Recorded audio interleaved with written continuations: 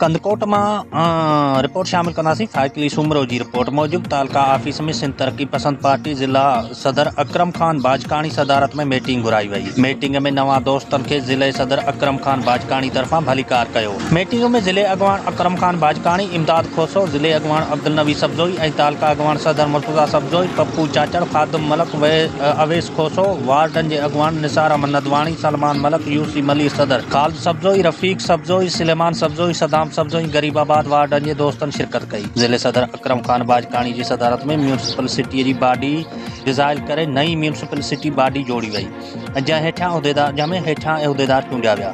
City सदर यूसुफ नसीराणी, city नायब सदर Asif Ali Bajkani, city general secretary Awais Aman Noonari, joint secretary Ataullah Nasirani, मालियात सेक्रेटरी अब्बास सब्जोई ऐं प्रेस सेक्रेटरी वकार चाचड़ चूंडिया विया। जिले सदर अकरम खान बाजकाणी मीटिंग में नवां उहिदेदारनि खे हलफ़ खणायो। जिले सदर अकरम खान वर्करनि सां ॻाल्हाईंदे चयो त पार्टी चेयरमैन डॉक्टर कादिर मक्सी साहब हिदायतुनि ते 12 अप्रैल जना ग्रांट कराची जे में दोस्त भरपूर तैयारी कर। सिटीअ जे उहिदेदारनि खे हिदायत कई वई आहे त वार्डन में यूसिन ऐं डॉक्टर साहब जो पैगाम पहुचाए तंज़ीम खे मज़बूत कयो वञे।